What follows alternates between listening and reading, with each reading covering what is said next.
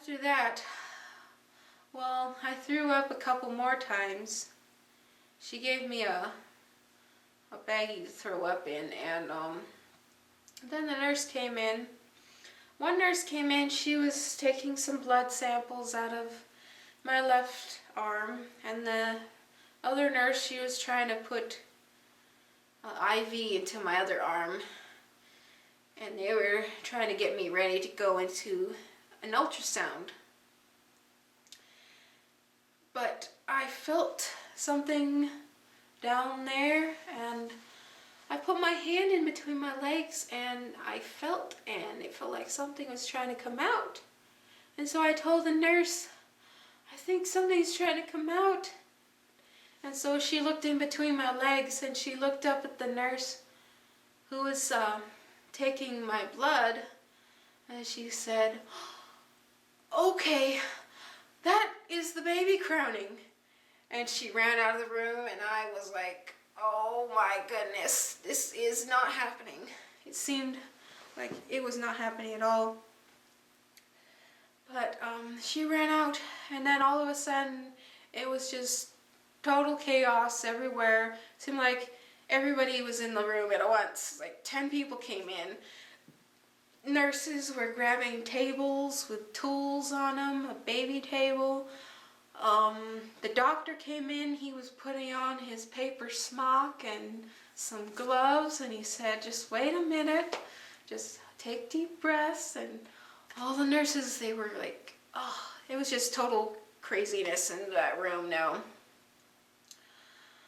So, finally, I don't remember very much after this, but the doctor, finally he said, okay, push.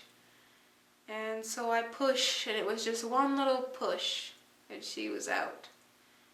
And I waited, I prayed, I would hear her crying. But I knew it was way too early. It was only like 24 weeks, but I just prayed I would hear some little cry. But I didn't. The doctor, I couldn't see her yet. The doctor was busy trying to unwrap her from the cord and cut her from the cord. When he did finally cut her, I felt, oh my God, don't let my baby die, please, I told him.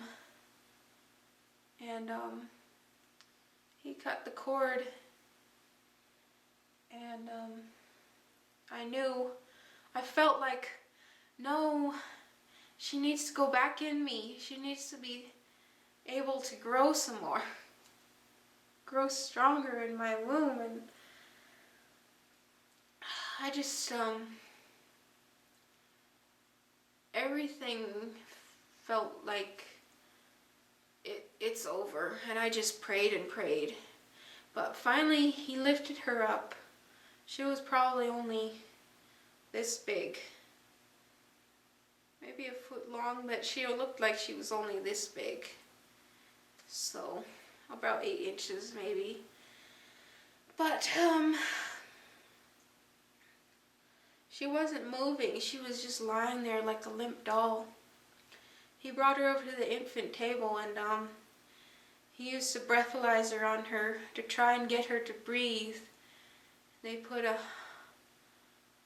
were listening for her heart, the other nurses, and she told me Naomi's heart was only beating like this, 20 beats per minute or something. And that it all depended on if her lungs were developed enough to breathe air.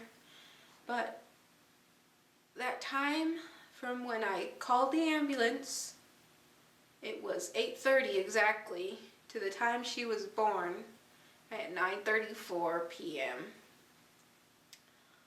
May 6, 2011. They just kept trying to help her breathe, and I just prayed. I prayed and prayed and prayed. Please, please let Naomi live.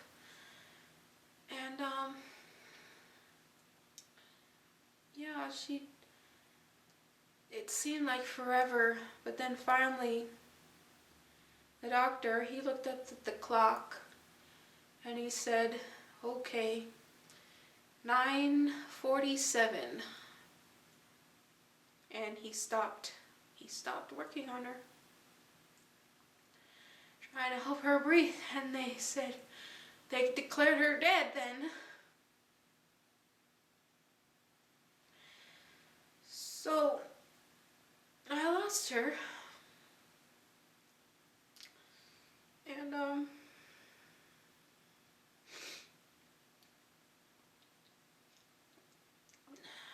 then he went back to me and he started to work on getting the placenta out. And he said the placenta,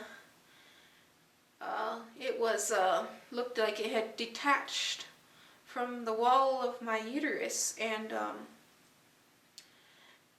it's because it was all stringy and breaking apart and stuff. It wasn't as a placenta should be, you know. So it was a placental abruption that I had had. The nurses, they cleaned Naomi off and wrapped her up in a blanket and put a little pink hat on her head, and they handed her to me. And so I got to hold her. I wasn't crying yet, though I knew she was gone. I just couldn't cry because I was holding her, and she was just a perfectly formed little baby. She looked like a little baby, you know? She was 13 inches long, though she was a little smaller than what a baby should be. Her hand was probably only this big, so about the size of a, well, I'll show you some pictures, but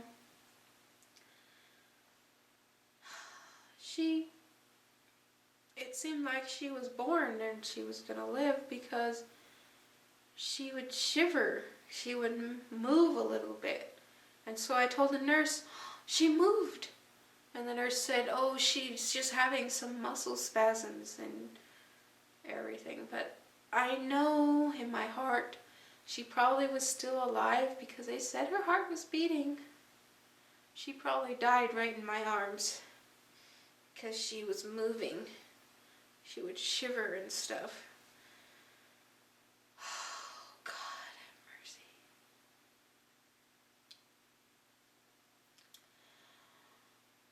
But I was all by myself. My husband, he's up in Wisconsin, and this whole time that these nurses were the doctor was trying to save my baby, my cell phone was ringing and ringing and ringing non-stop. And I was sure it was my husband, so trying to find out what was going on because I had just left him hanging, you know. So he didn't know what was happening, so the doctor said he would call my husband and tell him what happened. He said, the doctor said he wasn't going to tell him what happened and stuff. So then my work called and wanted to know, is the truck okay? Can I have a Greyhound bus home? And am I doing okay if I lost my baby? They acted like Naomi was aborted, and if I could, they treated Naomi like she was an abortion, and it just made me sick inside. So just the way they treated me for just sending me on a Greyhound bus, there's no way I can get home with all my stuff on the truck then. besides that, I don't know, but it was stupid the way they treated me. So my husband called and he said, "Don't worry, I'm coming down for you and I'm gonna bring you back home." And so he and my father-in-law, they came down to Arkansas from Wisconsin. So the next day around the afternoon, 3:30 or something. But when he came, I felt so much relief. I was so relieved that they got there. But we just cried and cried, hugged each other and everything.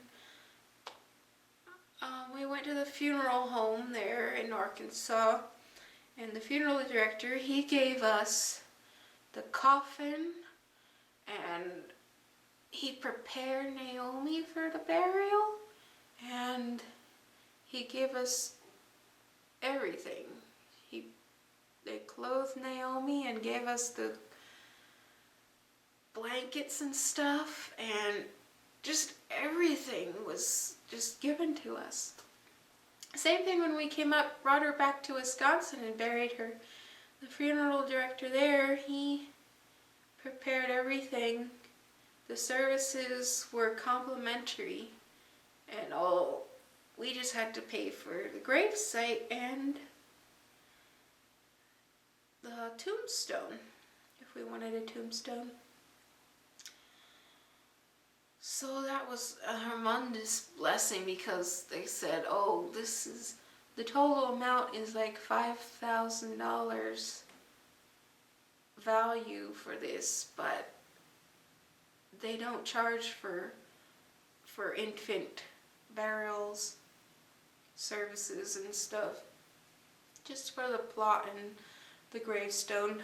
So that was a huge blessing. But we just had a quiet little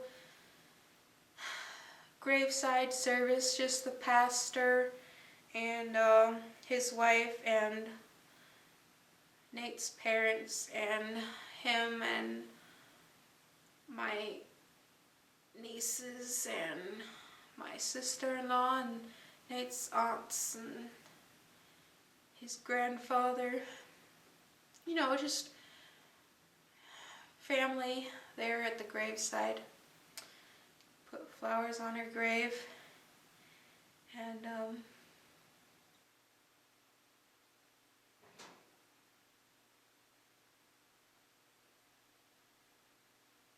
yeah, that's that. Well, thank you for watching, and I hope everyone had a good week, and I'll talk to you later about my cycles, but I just wanted to share a little bit about my background, especially with my loss of my baby, but so you'd know where I'm coming from, and so maybe I can help other women who are going through the same thing with either miscarriage or any kind of pregnancy loss. There's like no help for anyone who has had a pregnancy and lost it at any stage, or infant, or there's really nothing. They treat it as something really insignificant. And so that's why it is my hope that I can help at least even just one person. If I can help one person, I know I can, it just brings happiness to my heart. So yeah, thank you for watching, and see you guys later. Bye.